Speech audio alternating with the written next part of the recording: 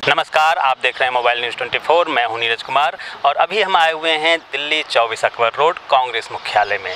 5 राज्यों में विधानसभा चुनाव संपन्न हो गया है और रिजल्ट में 3 राज्यों में बीजेपी की सरकार बनी है, एक में जेडपीएम की बनी है और एक में कांग्रेस की बनी है।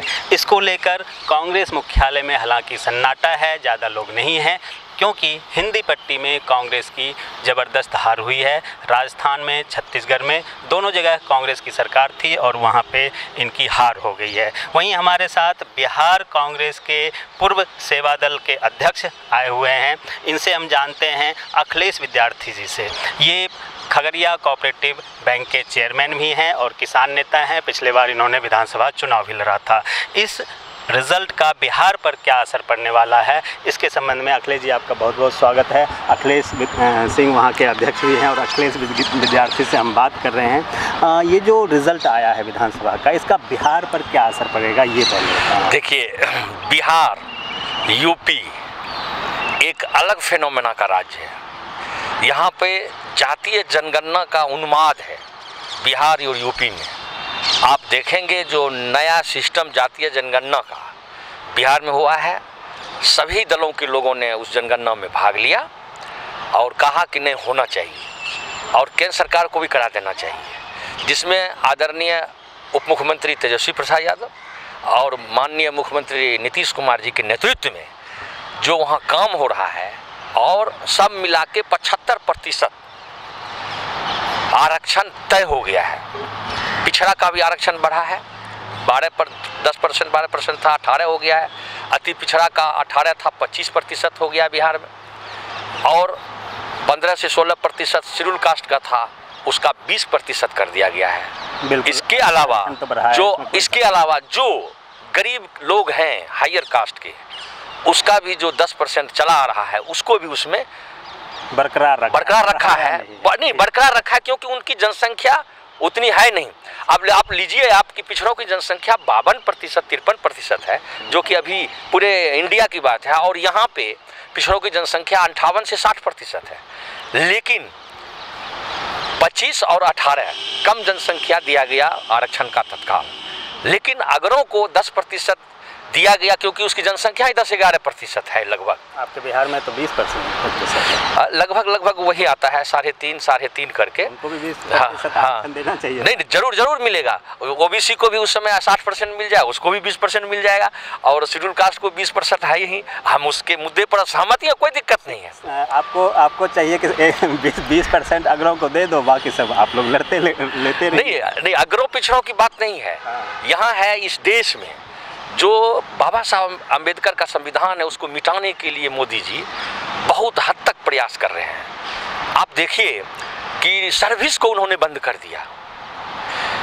जितने भी सरकारी संस्थान थे उनकी बिक्री कर दी।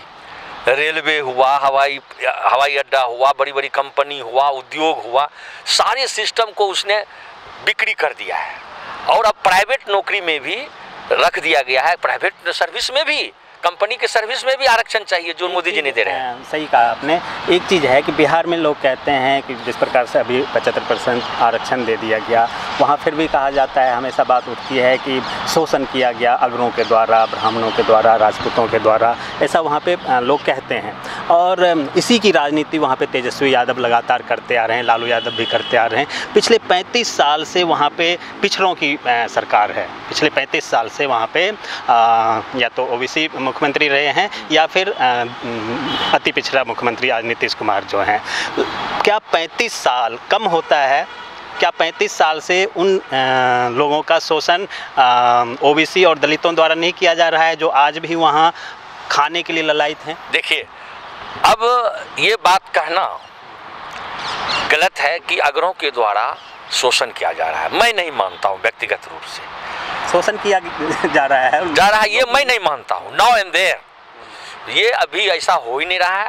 अब जो है सोशल सिस्टम पूरे बिहार का बदल चुका है। सब लोग शिक्षित हो गए हैं। अब लीजिए, इधर जो बेरोजगारों को रोजगार देने की बात आई, हमारे माननीय प्रधानमंत्री 2014 में लंबे हाथ फैलाकर उन्होंने कहा था कि 2-2 करोड़ प्रत्येक साल बेरोजगारों को रोजगार देंगे। हो गया कितना, 10 साल का शासन। क्या 20 करोड़ बेरोजगारों को पूरे देश, भारत देश में माननीय प्रधानमंत्री ने रोजगार दिया? नहीं दिया। लेकिन वहां देखिए बिहार में माननीय तेजस्वी प्रसाद यादव, जिनका सपना था 2020 में कि हम 10 लाख बेरोजगारों को रोजगार देंगे, अब जब सत्ता में आए माननीय उप मुख्यमंत्री बने और मुख्यमंत्री जी नीतीश कुमार जी ने मिलकर अभी जो 4 लाख वैकेंसी निकालकर उन्होंने शिक्षकों का, डॉक्टरों का या नर्स का और अन्य विभाग में कर्मचारी चयन आयोग का जो नौकरी निकाला, और उसने खुलेआम छोड़ दिया पूरा। दिल्ली की लड़कियां, यूपी की लड़कियां डीएलएड करने वाले गांव में सर्विस कर रहे हैं। पूरे भारत देश की नौकरी बिहार में माननीय मुख्यमंत्री और माननीय उप मुख्यमंत्री नीतीश कुमार ने 4 लाख खोल दिया पिटारा। 6 लाख का पिटारा बाकी है। बिहार के लोग पूरे देश में नौकरी ढूंढ रहे हैं और बिहार में जाके यूपी और दिल्ली वाले को नौकरी दे रहे हैं। अब दे नहीं रहे हैं। ये जो 80% था वो तो बिहार के ही लोग हैं। उसके अलावा कुछ सब्जेक्ट में दिया जा रहा है, जो कि गणित है, भाषा का है, उस सब्जेक्ट में दिया गया है डीएलएड में, बीएलएड। बिल्कुल। बिहार में की अगर बात करते हैं तो सबसे ज़्यादा बेरोजगारी, सबसे ज़्यादा बिहार के लोग पलायन करते हैं दूसरे राज्यों में नौकरी के लिए। देश का ऐसा कोई राज्य नहीं है जहां बिहार के लोग ना हो। जम्मू कश्मीर जाने से लोग डरते हैं, लेकिन वहां भी बहुत बिहारी है, भरा पड़ा है। आप कहिएगा तो जैसा कि आपने भी सुना होगा कि टारगेट किलिंग में बिहार के भी मजदूर मारे गए थे। तो आखिर ऐसा क्यों होता है? बिहार में ऐसी क्या कमी है कि जो बिहार सबसे अग्रा हुआ करता था आज़ादी के वक्त, आज बिहार की स्थिति ऐसी है कि वहाँ के लोगों को नौकरी करने के लिए बाहर जाना पड़ता है, और जबकि वहाँ संसाधन की कमी नहीं है, इच्छा शक्ति और सही से मैनेजमेंट की ज़रूरत है। आपके पास कोई नया प्लानिंग है गवर्नमेंट को देने? देखिए, नया प्लानिंग तो बहुत सुंदर है।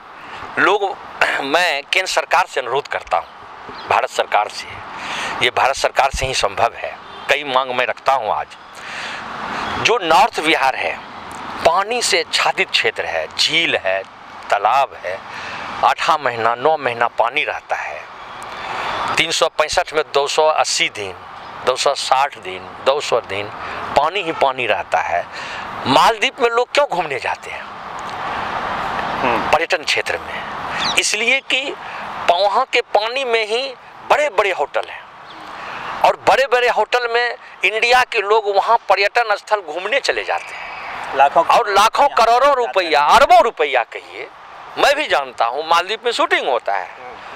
तो ये नॉर्थ बिहार जो है, सहरसा, मधेपुरा, पूर्णिया, खगड़िया, समस्तीपुर, दरभंगा जो क्षेत्र है, अररिया, ये सब, और पूर्वी चंपारण, पश्चिमी चंपारण, वैशाली, हाजीपुर, ये सब जगह, मुजफ्फरपुर, सभी जगह, मधुबनी, जो पानी का क्षेत्र बहाव होता है और पानी पड़ा रहता है, जो एकदम भूमि उसका कुछ लोग कर नहीं पाता है, उस पानी में मैं भारत सरकार के माननीय प्रधानमंत्री, माननीय गृह मंत्री, पर्यटन मंत्री से अनुरोध करता हूँ, अरबों का प्रोजेक्ट दूसरा मालदीव बनाना है बिहार में। माननीय प्रधानमंत्री जी, इस मुद्दे पर चुनाव लड़िए। दूसरा मालदीव बनाना है तो नॉर्थ बिहार में पानी में होटल का निर्माण कीजिए और दूसरा मालदीव बनाइए, जिससे कि आर्थिक स्थिति उस क्षेत्र की बिल्कुल बिहार की मजबूत हो जाएगी, बेरोजगारों का स्वरोजगार मिल जाएगा। और मैरीन ड्राइव जैसा जो मुंबई में दिखता है, जो आप माननीय मुख्यमंत्री जी पटना में भी बनाए हुए हैं, धन्यवाद देते हैं। माननीय प्रधानमंत्री से अनुरोध करता हूं, हम डिमांड करते हैं as a cooperative chairman Khagaria, as a Congress नेता, एज ए जनता, कि यह काम कीजिए, इस मुद्दे पर चुनाव होना चाहिए, ना कि राम रहीम पर। बिल्कुल। एक और चीज़, जैसे कि आप कोऑपरेटिव बैंक के चेयरमैन भी हैं, तो कोऑपरेटिव सोसाइटी के अंदर भारत सरकार में कई सारी योजनाएं हैं। रोज़गार के लिए सबसे पहला मुहिम जो कोऑपरेटिव मुहिम चला था, उसी को सबसे बड़ा रोज़गार का माध्यम माना जाता है। गांव की महिलाएं हो या महिला समूह जो बना के लोग काम करते हैं, और वहाँ से लेके कोऑपरेटिव बैंक तक। आपके कोऑपरेटिव बैंक के जरिए भी तो ये सारी चीज़ें की जा सकती है वहाँ के स्थानीय लेवल पे, और उसका डेमो बना के अगर आप केंद्र सरकार को भेजेंगे कि हमने देखिए खगड़िया में एक डेमो तैयार किया है, एक पायलट प्रोजेक्ट हमने तैयार किया है, ऐसे ही आप पूरे बिहार में करके दिखाइए, तो आप भी तो इस टाइप से कह सकते हैं और आप एक इसके जनक माने जाएंगे अगर ऐसा आपने कर दिया तो। ये खगड़िया जिला मक्का आधारित क्षेत्र है और एशिया में प्रथम है, और कई रिसर्च हुआ है, कई साइंटिफिक टूर करवाए हैं हम। बाइफको फाउंडेशन, जब डीपी यादव जी उस समय ट्रस्टी हुआ करते थे, मुंगेर के पूर्व सांसद, पूर्व केंद्रीय मंत्री, 2004 में 4 से 11 तक 200 बस के द्वारा हम किसानों को ले जाते थे टूर में। मिट्टी कौन सा है, कौन से खाद देना है, कौन से पौधे में कौन सी बीमारी है, इसकी शिक्षा दी जाती थी। नर्सरी का वहाँ पर एक लगाया गया था कई जगह, खगड़िया में, गंगौर में, गोछारी में, मलिया में, धनखेता में, सभी जगह नर्सरी का निर्माण किया गया था। लेकिन जो उद्योग कोऑपरेटिव के द्वारा हमने सपना देखा है, जब मैं केंद्रीय विद्यालय में टीचर था मुंबई में, उस समय हमने देखा कि वहाँ पे कोऑपरेटिव इतना स्ट्रॉन्ग है कि हजारों करोड़ रुपया उसमें, सारे जो शरद पवार हैं और अन्य लोग हैं सब चीनी मिल के मालिक हैं, और वहाँ की भूमि बिहार से उपजाऊ नहीं है, पथरीली है। अनार होता है, अंगूर होता है नासिक में, प्याज होता है, आलू होता है, सब कोऑपरेटिव की देन है। और छोटे छोटे उद्योग बिहार में भी, खगड़िया जिले में मक्का आधारित उद्योग, तेल, जो एक उद्योग केंद्र सरकार ने मानसी में लगाया, 100 एकड़ जमीन हड़प लिया। मैं माननीय केंद्रीय मंत्री आदरणीय पारस जी से कहता हूं, आपके बड़े भाई अच्छे नेता थे, आदरणीय रामविलास पासवान जी, चिराग पासवान जी उभरते नेता हैं, इसमें कोई शक नहीं है, लेकिन आप खुद मंत्री हैं, आपके फूड प्रोसेसिंग मंत्रालय आपके अंदर में है, और अभी तक आप चालू नहीं कर पाए हैं। माननीय सांसद से भी अनुरोध करूंगा, आपने आज तक जो 10 साल से सांसद रहे, चालू क्यों नहीं करवाया, संसद में क्यों नहीं मुद्दा उठाया? उठाना चाहिए सांसद। और मैं पार्टी को दोष देना नहीं चाहता हूं, इसलिए कि व्यवस्था इतनी गड़बड़ है, वहां पर मक्का आधारित उद्योग हो जाए। अमेरिका में मक्का के तेल से पूरी छकता है, तो खगड़िया में, बेगूसराय में और जो नॉर्थ बिहार में मक्का होता है, प्रत्येक अभी 129 पैक्स है खगड़िया जिले में, वहाँ लगभग मक्का आधारित उद्योग 40 से 45, माननीय मंत्री सुरेंद्र प्रसाद यादव जी को भी मैंने कहा, उन्होंने एक्सेप्ट कर लिया है, छोटे छोटे उद्योग की स्थापना की जाए। मैं भी भारत सरकार से अनुरोध करता हूं कि पैक्स में छोटे छोटे उद्योग दिया जाए, जिससे कि मक्का हुआ, मधुमक्खी का पालन हो सकता है। नया रिसर्च है, जो मक्का का बाली है, ये साइंटिस्ट ने सबौर कृषि विश्वविद्यालय और पूसा कृषि विश्वविद्यालय रांची, ये समस्तीपुर में, हम लोग जब टूर में गए थे तो वहाँ के साइंटिस्ट कृषि वैज्ञानिक AK सिंह थे, उन्होंने कहा था कि मक्का आधारित उद्योग इसलिए ज़रूरी है कि मधुमक्खी का पालन होगा तो मक्का के बाली से मधुमक्खी का भोजन होगा, और उस भोजन से मक्का का उत्पादन 20% बढ़ जाएगा बाली चूसने से, और मधुमक्खी का भी पालन हो जाएगा। इस पर सरकार ध्यान नहीं दे रही है, बिहार सरकार को भी ध्यान देना है, मैं बिहार सरकार को भी कहता हूँ। दूसरी बात है, आपने जो कही कि बड़ी बड़ी बातें, आदरणीय सहकारिता मंत्री, फिर 2014 वाली बात आ जाती है। हम लोगों को बुलाए कॉन्फ्रेंस में कि गैस एजेंसी देंगे प्रत्येक पैक्स में, बिहार में 8432 और भी इंडिया में जितने पैक्स हैं। As a chairman Akhilesh Kumar Vidyarthi मैं बोलना चाहता हूँ, खगड़िया जिला कोऑपरेटिव का मैं नवनिर्वाचित चेयरमैन हूँ, उस हैसियत से बोलना चाहता हूँ कि आप गैस एजेंसी प्रत्येक पैक्स में देने की बात कही, पेट्रोल पंप देने की बात कही, सस्ती दवाई के लिए जन औषधि केंद्र देने की बात कही। आप बताइए अभी तक आपने कितना केंद्र, कितना एजेंसी, कितना जन औषधि केंद्र बिहार में 8,432 पंचायत में से दिया है? ये लगातार जुमलेबाजी 2014 से आप कर रहे हैं। कम से कम किसानों के साथ मत कीजिए। आपने घोषणा किया छत्तीसगढ़ में हम देंगे 3100 रुपया धान, तो केंद्र सरकार आप जो समर्थन मूल्य नहीं दे रहे हैं धान का, मक्का का, गेहूं का, या जो बाजरा है या अरहर है, चना है, टाल क्षेत्र में आप समर्थन मूल्य नहीं दे रहे हैं, तो मिनिमम समर्थन मूल्य आप देंगे कि नहीं? ये आपको देना होगा। और बिहार में अभी भी आप जो फंड नहीं दे रहे हैं किसानों को, वो आप दीजिए। और धान का मूल्य 3100 रुपया, जैसे आपने बड़े मजे से घोषणा करके चुनाव जीता, तो पूरे राज्य बिहार ही नहीं पूरे भारत देश में क्यों नहीं आप 3100 रुपया धान का दाम घोषित कर देंगे? एक राज्य जीतने के लिए आप घोषणा कर देते हैं। किसानों का ऋण आप क्यों नहीं माफ करते हैं? किसानों का ऋण अगर आप मात्र 3 लाख करोड़ रुपया में पूरे देश का, माननीय मोदी जी, माननीय कृषि मंत्री तोमर जी, कौन से किसानों की ऋण माफ करें? किसानों को ऋण मिलता कहाँ है? वो तो मोटे किसान हैं जिनके पास ऋण है। नहीं, छोटे किसान भी है। नहीं, छोटे किसान भी है, मध्यवर्गीय किसान भी हैं। 2 लाख तक का ऋण माफ कर दे। हम कहाँ कहते हैं 20 लाख का तक ऋण माफ करे, 10 लाख का माफ करे, 2 लाख तक का ऋण माफ कर दे। और आप अडानी अंबानी का ऋण माफ करते हैं, 7 लाख करोड़ रुपया माफ कर देते हैं ऋण।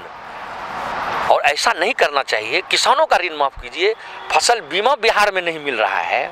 फसल बीमा मिलने से केसीसी में फायदा होता है बैंक को, और कोऑपरेटिव बैंक भी बच जाएगा। उसका भी उपाय होना चाहिए।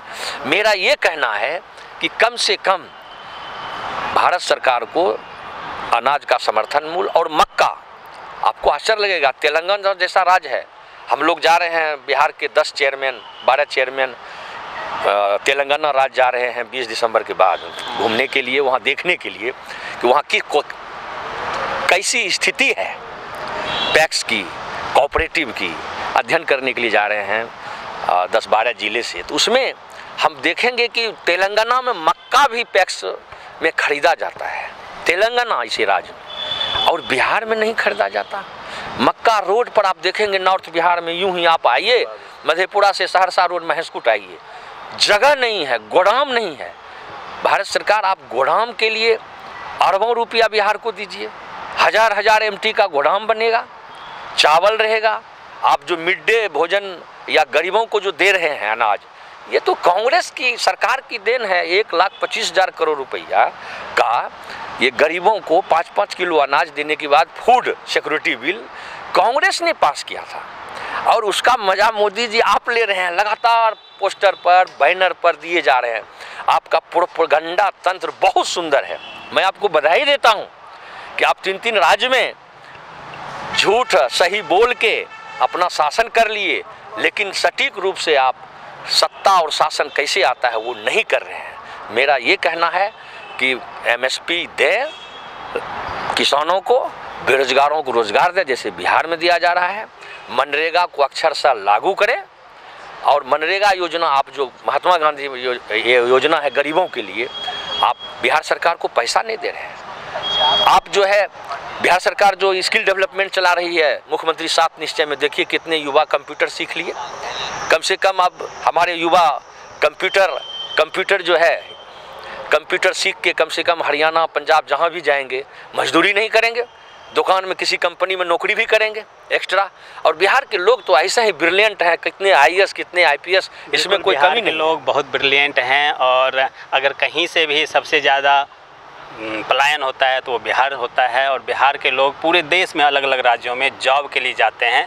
अगर सही तरीके से बिहार में मैनेजमेंट किया जाए, जैसे कि इन्होंने कहा कि उत्तर बिहार में पानी इतना ज़्यादा है, अगर सही से उस पानी का प्लानिंग हो तो जो बाढ़ आता है, बाढ़ से भी निजात मिलेगा और युवाओं को रोज़गार भी मिलेगा, टूरिस्ट भी बाहर से आएंगे, और उससे हमारा लाखों, करोड़ों, अरबों रुपए आमदनी होगा, अर्थव्यवस्था में भी इजाफा होगा। जैसा कि इन्होंने कहा, कृषि के बारे में इन्होंने बताया कि कृषि क्षेत्र में बिहार में काफ़ी ज़्यादा संसाधन है, सही से उसका उपयोग करने की बात है। जितना मक्का हर साल वहाँ बर्बाद हो जाता है, उतना मक्का पूरे देश में खपत नहीं होता है, जबकि बिहार का जो कोसी क्षेत्र है वहाँ पे इतना ज़्यादा मक्का हर साल बर्बाद हो जाता है पानी के कारण, उसे रखने के कारण, वहाँ पे गोदाम नहीं होने के कारण। ऐसे बहुत सारे समस्याएं हैं बिहार में। और इन्होंने कहा कि 20 तारीख को ये लोग तेलंगाना जा रहे हैं सर्वे में, उसके बाद क्या निकल के आता है एक बार फिर से हम अखिलेश विद्यार्थी के साथ होंगे। बने रहिए मोबाइल न्यूज़ 24 के साथ। आप तमाम दर्शकों का बहुत बहुत धन्यवाद। अखिलेश जी आपका भी बहुत, चलिए बहुत बहुत धन्यवाद आपको। इसी तरह जनहित का मुद्दा उठाते रहें और दिल्ली में इसी तरह बात करते रहें। हम आते रहेंगे, आपसे मिलते रहेंगे। बहुत बहुत धन्यवाद।